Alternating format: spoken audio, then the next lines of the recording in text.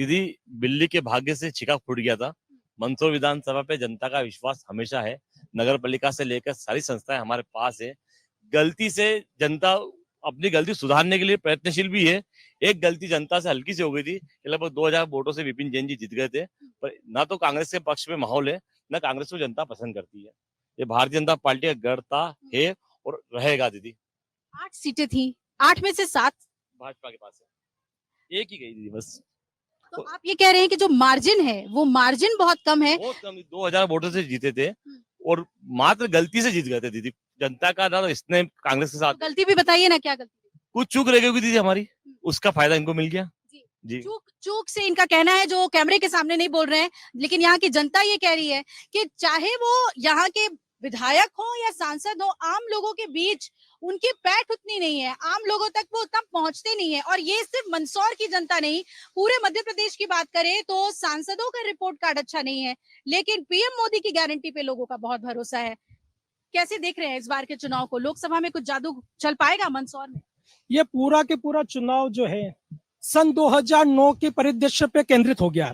सन 2009 में लोकल मुद्दों पर चुनाव लड़ा गया था, वो की परिदृश्य सन 2024 में भी लागू हो गया।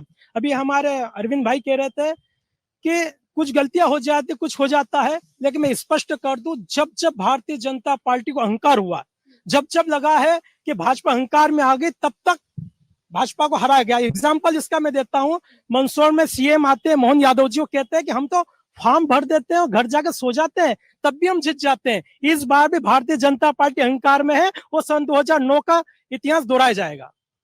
अहंकार में भाजपा के नेता, ऐसा क्यों कह रहे हैं? देखिए, इसको अहंकार नहीं, इसको हमको हमारे मतदाताओं पे भरोसा है।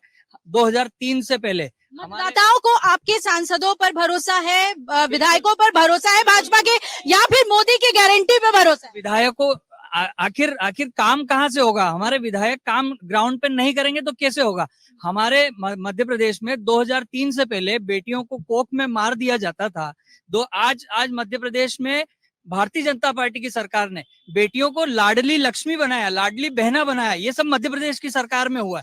इसलिए मतदाताओं को भरोसा है कि अगर विकास कर सकते हैं तो, और हमारे लिए अगर कोई सोचेगा तो भारतीय जनता पार्टी सोचेगी। उस आधार पे हम कहते हैं कि हम वोट मांगने नहीं जाते, हमारा काम हम करते हैं। लेकिन जैसा हमारे सीएम साहब ने कहा, उनका तात्पर्य ये था कि हमारे मतदाताओं पे भरोसा है कि हम फॉर्म भरने के बाद में सिर्फ उनसे राम राम कहने जाते हैं और वोट हमें मिलता है। एक बहुत अहम मुद्दा है यहाँ का, अफीम का, और अब जो कांग्रेस प्रत्याशी दिलीप गुर्जर ने उठा दिया है ये मुद्दा, क्या लग रहा है इसमें बीजेपी से आप लोग कैसे काउंटर कर रहे हैं? लोगों को क्या समझाने की कोशिश कर रहे हैं? और जरा बताइए, ये कॉन्सेंट्रेटेड पॉपी स्ट्रॉ जो पद्धति है, उसका क्यों इतना विरोध हो रहा है?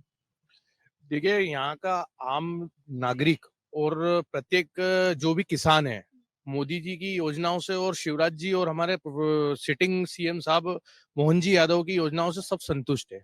और ये सिर्फ कांग्रेस का सिर्फ यही काम है, झूठ बोलो, जोर से बोलो और उसके ऊपर राजनीति करो। बाकी किसान आज सब खुश है केंद्र की योजनाओं से भी। और रहा सवाल, गुर्जर जी का कहना है कि ये जो कॉन्सेंट्रेटेड पॉपी स्ट्रॉ सिस्टम है, इससे जो है किसानों को बहुत नुकसान हो रहा है और राज्य सरकार का उस ओर ध्यान नहीं है। नहीं, ऐसा कुछ नहीं है। सरकार का सभी ओर ध्यान है, सभी की तरफ सरकार अपने स्तर पर काम कर रही है। अगर आप ये वीडियो YouTube पर देख रहे हैं तो हमारे चैनल को सब्सक्राइब करें और बेल आइकन को दबाना ना भूलें। अगर आप Facebook पर ये वीडियो देख रहे हैं तो हमारे पेज को लाइक करें।